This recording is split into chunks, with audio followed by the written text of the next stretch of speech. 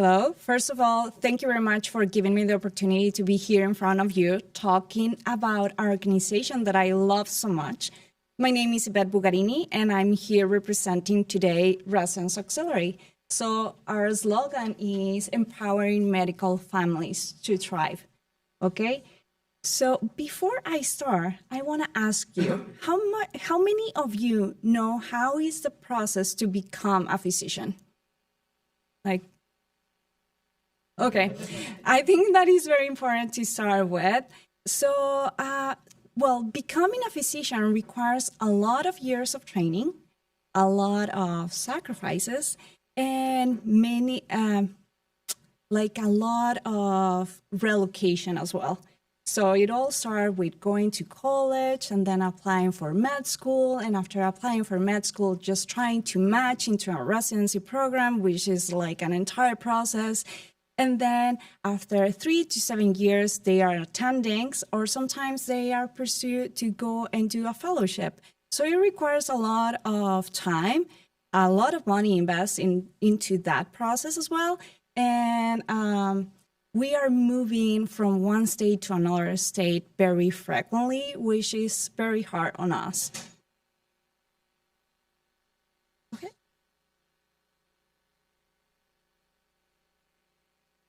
Okay. So why is the reason that I'm talking about how is the process to become a physician? Well, the reason of this is because that is the reason that Residence Auxiliary was created. Residence Auxiliary was created by the spouses of residence fellows and attendings who recognize the need of having a community that once you match into a new place, you have immediately a community that you can bond and you can create friendships and you can make connections with the local community.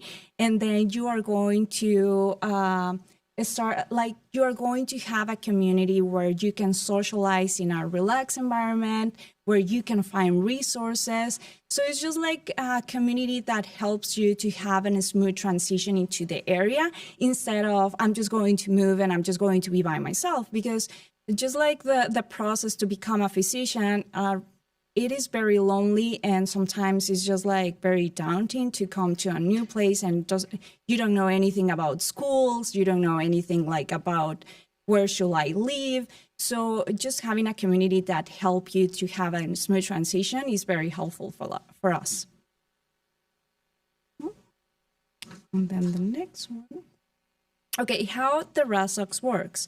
So membership in RASOX is automatic. So once they match and they know that they are going to come here to Danville, PA, they are part of RASOX. They don't need to pay for a membership. And it's just like they are already part of RASOX. The only things that they need to do is just to be a resident, fellow, or attending, and their families are included to this organization. And we work as volunteers, like all the people that works in the RASOX, we are volunteers. We are donating our time, we are donating, and we are investing our hearts and our dreams in this community because we believe so much in this community. And all of us, we are spouses of other residence fellows or attendings. So it's all volunteer. And how do we have the funds for that? Well, we have a website, and the website we share useful information for the residents. And we have as part of the website that is a real estate. So if you have a property and then you want to rent your property, you can post that property in our website, and we are going to charge you for a fee. But that is going to go back to the Residence Auxiliary to pay for events, to pay for seminars, or to pay for any events that we do for residents. And this year, we are launching for the first time, our first magazine. So we were having resources from the magazine. We were selling the spaces, but at the same time, it's just like not about only the money that we are having to the organization, but also sharing our stories. So the version, we are having two versions of the magazine. One is digital magazine that we have in our website, and then the physical magazine. So the residents are coming to the area. They know all this useful information and all their stories even before coming to the area. And obviously, we we have a lot of support for the community and local businesses that help us sponsor events and seminars and all that. So that is very helpful for us. So what is the importance of the residence auxiliary? The importance is, I don't know if you know, but the residents make less than if they were working in McDonald's or Walmart. And they are working more than 18 hours. Supposedly they need to work only 80 hours, but they are working more than that. But let's not talk about that. And the burnout in this community is very high. 1 per every 3 residents are saying that they are feeling burnout, which is very scary. And only 0.3% of the entire population in the US decides to become a physician, which is like 1.1 million of physicians for the entire US, which is kind of scary. What we do to connect with our local community. So we believe in lending a helping hand whenever possible, even when we don't have the financial resources to give back to the community, but we are always looking for ways to connect with the community. We are always in contact with Ronald McDonald, Dwell, and any other nonprofits that we know that they need help. And we are just like, we don't have the money to sponsor this, or we don't have the money to pay for this that you need, but we have the resources, we have the hearts, and we want to be there and just help you. So we were just like planting plants in Bloomsburg. They required that. We were doing like cleaning in Ronald McDonald's. We were just like having a pajama drive for the wall. So it's just like we are always constantly looking for ways to give back to the community, and we don't want to be that organization that is only asking for help for us. Like, we are here to help you guys too. What are the challenges that we face? So the challenges that we face is a misconception. Pretty often the people tell me like, why should I support you when you have a big check? And I was like, well, that is not true. We're still residents, so that is not true. But at the same time, my answer is just like, why don't we take care of the people that is taking care of us? Instead of they feeling burnout and all that, if they are taking care of us, like, how can I give back to them so they don't feel like that much pressure? Right? So we find very often the misconception is one of the things that is the most challenges for us as an organization. And the history and timeline of the Residence Auxiliary. So before becoming a 501c3, we were just like very informal organization, like very informal social group that we were getting together. We didn't have like a strong connection with the local community. It was something like we were coming to the area and we were living in a few years, and that was it. Right now that we became a nonprofit past year in 2024, we started to have like a strong connection with the local community. And then we started offering seminars. We were participating for the first time in Raise the Region. And we are having the magazine. So that is where we are right now. And in the future, what I see is I really want to have a compensation for the people that work for me and the Residence Auxiliary. I know they are volunteers, but it will be so nice if they can have a kind of compensation for them. And I want to have a space, like a community space that we can share with the residents, and also to have a space where we can work. Sometimes we are just like, where are we going to? So let's go to Basins, let's go to this. So it's very hard just like to find a place where we can concentrate and just like work in our things. And another thing is that we want to expand outside of Danville. Like, we know that this is a challenge that every resident and fellow are going to face. And we know that around the US, we need groups like Residence Auxiliary to support our medical families. What I'm planning to do in order to get into my goals, well, I'm just like planning to have somebody that is just applying for grants and Just trying to figure out, explore additional revenue. Like when we were having the magazine, it was something new that we were creating, and we didn't know if it was going to be a success or if it was going to be a waste of time. And then we find out that it was a success. So just like trying to figure out other ways that we can have the funds to support our nonprofit organization will be great. And that is all for me. I was listening to an old saying that said, God gave us 2 ears and only one mouth, so we can listen twice as much as we speak. So I really am here with my 2 ears to listen to your feedback and any suggestions that you have for me. Thank you.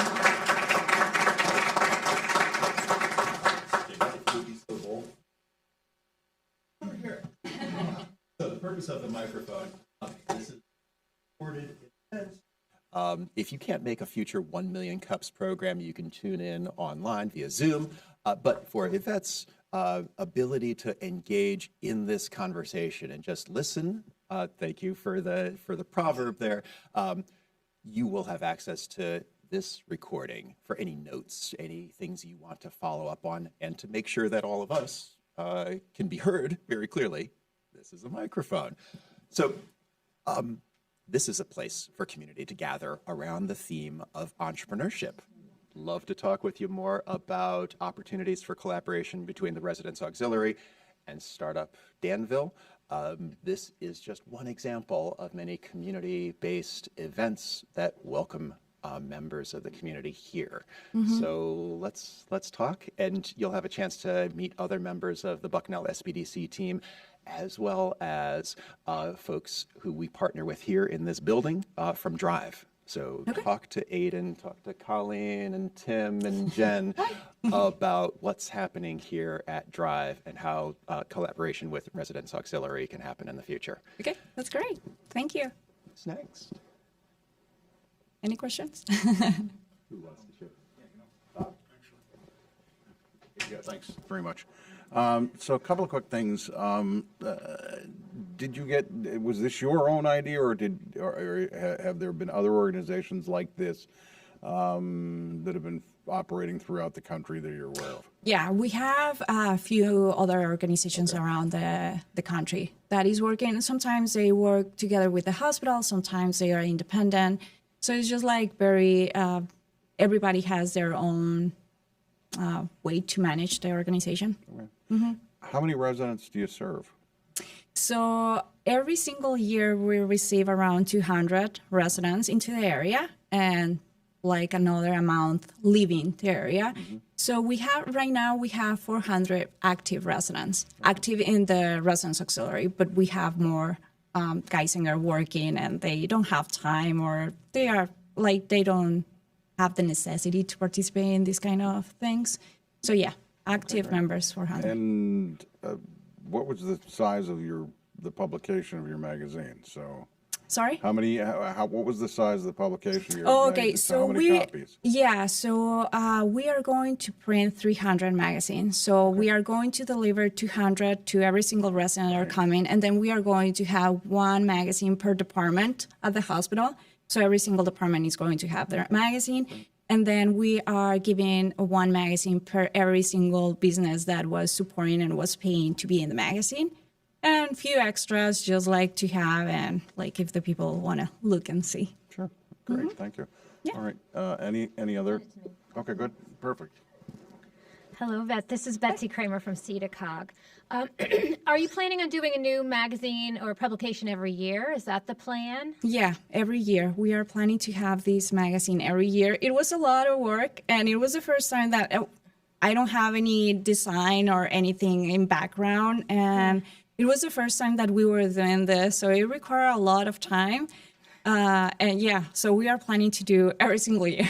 That's wonderful. And also, did it pay for itself, or did you actually get a little extra funds from creating the publication? We were having extra funds to Great. making the magazine. Yeah, Wonderful. which it was great because we didn't know how it was going to work. Yeah. And it worked perfectly. Yeah. Well, it was nice meeting you. Thank you so much. Thank you. Anybody else? Oh boy, I'm not a good thrower. Here, I'll take out just. There you go. There we go. It's soft. Doesn't hurt too much. So one question I have for you, you had on there that you are potentially looking to work with sponsors.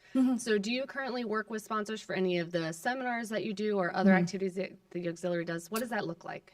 Yeah, so like our big support here in Danville are the banks.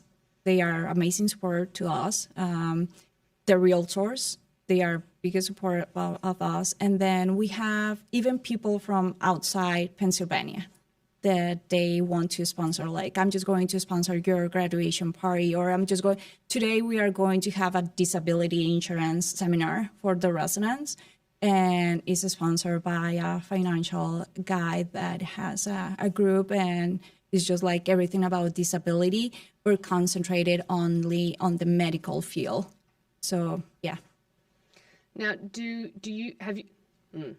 have you reached out to any organizations for these sponsorships, or have they mostly been incoming where they've kind of just approached you and said, we would like to?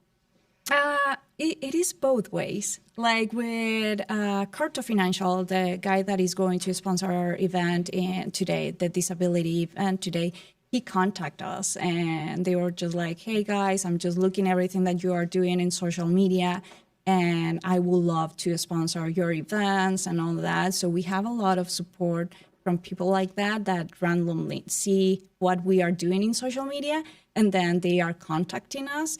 But some like the banks and the realtors, we had that connection with them way before. So it's just like we know that they are going to pay for certain events every single year. Mm-hmm.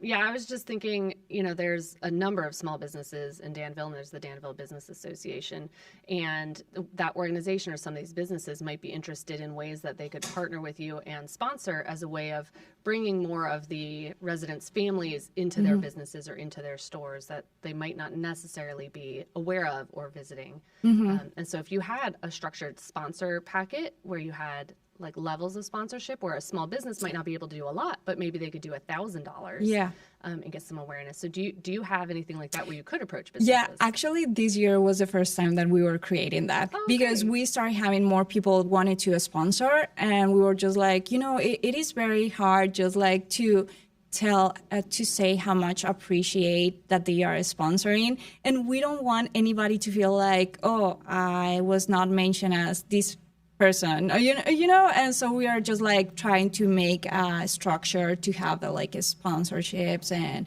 if you're a sponsor in this event, you're going to have like the platinum sponsorship thing, like things like that. But we are still, if you have any ideas, I will really appreciate to hear that because we're still working on that. Yeah, I think that's a great start, and I'm awful at fundraising, so I have no advice on that. I apologize. That was a very good presentation. Thank you. And congratulations. I think it's a very good program that you're offering. Thank you. And I can see it being very useful in other communities as well.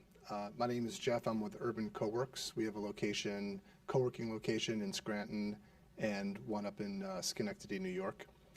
So you had a slide that mentioned two of your pain points was perception and funds. Mm-hmm. So can you be a little bit more specific on the funding part? Yeah. Because there's so many different ways you can go about raising funds for the 501c3. But do you have a particular goal in mind? And do you have a particular initiative that you want to do in order to help you get to whatever next level it is that you want to get to? Yeah, so everything about the nonprofit, it is so new to us. So we didn't know anything about Raise a Region, for example. That is a big thing in here. And this year we were just like, let's try to figure out about Raise a Region. And then it was a good turnout to us to be the first time that we were doing that. So we still don't know how to deal a lot with the fundraisers, and we don't know how much time should we spend on doing those kind of things. So how we were working before, it was just like by donations, like the banks wants to donate an event or they want to sponsor. And we were just like doing things like that. And then we were having the real estate. The real estate part of our website has been there for the last maybe 8 years. So we were having some funds in there, but we were getting only $3,000 per year. And we were running the organization with $3,000 per year. And after all that, we were having like sponsors, and we were just like, but we need to pay for a PO box. We need to pay for the website. We need to, just like to do the taxes, to do all those things. We need to have funds. And by the end of the year, we were just ending with $500. So it was just like very scary, like how we are going to do for next year. And then we came up with the magazine that came out to be a good way to make money for our organization. But my goal, like truly my next goal, is to have to pay paychecks for the people that is working in here, because they are part of the residents auxiliary as well. They are they are spouses of other residents and fellows. And I know how is the financial situation with them. And I know that even if we can have a compensation of $500 per month per every single member, I know that for them is going to be like, oh, I can pay for the extra lessons of soccer for my kid, or I can pay for music lessons for my kid. Things that we cannot do because it is very hard on our financial situation. So I feel like having a paycheck that can give them a little bit of freedom to do whatever they want to do with $500 per month, they are going to be very glad to receive that, even though they are glad to be working in here without any compensation, Right. But I think that will be my goal. I don't know how to reach into that goal because it's going to require more money. So I'm still working on that. Okay. Well, I bet you these folks here at SBDC can probably help you out with that. At least come up with a good plan. Yeah. Time for one or two more questions or ideas from the crowd. I just have a curiosity. Here, have a cue. Thank you. Hi, my name is Ayana with Ayana Active. I have a question about, so you mentioned that you put on certain seminars for the residents about like healthcare or something like this. You're working with real estate agents as well, so I assume that's for helping them find housing. Mm-hmm. What else do you actually provide to the residents that are coming and or going? We also we have social events, so that way they can socialize and connect with other people that we are facing the same challenges. So we start building a community. But also Anna was helping us last year with, it was an event that we were just trying to express how we were feeling. It was like a mental health through art. So we are just trying always to try to figure out. We were having a seminar with a psychologist that was helping us just answering questions, because at the same time, they feel like they cannot talk about mental health because there is the people that is taking care of us. Mm. So we were just making a seminar where they were sending questions or situations without saying the name or the residency program that they were in. And then the psychologist was getting into a Zoom meeting and he was answering all the questions. And he was like, if you feel like you are dealing with burnout or depression, you can call me. But it was just a conversation that he was having very open with everybody, mm-hmm. just to let them know that we have resources for you and you don't need to deal this by yourself. So we are always trying to figure out things like that, and different seminars and different information that we have for them. And we share our stories. So I'm an immigrant, so how was for me to come here when I was far away from family and friends? It's just another challenge that I was facing. And immediately when I was sharing my story, it was another resident I'm from another country as well. Mm-hmm. And so it doesn't matter which country they were. We were just bonding because we were immigrants and we were facing the same challenges. Okay. So yeah. So you're bringing everyone together and then at the same time giving them resources to like acclimate to the community. Exactly. Yeah. And this is for residents, you said also attendings as well, or this is specifically for residents? Residents, fellows, and we open the group to attendings. And if somebody did want to participate or get involved, how would they go about that? If they are residents, fellows, or attendings. Or a spouse of? Yeah.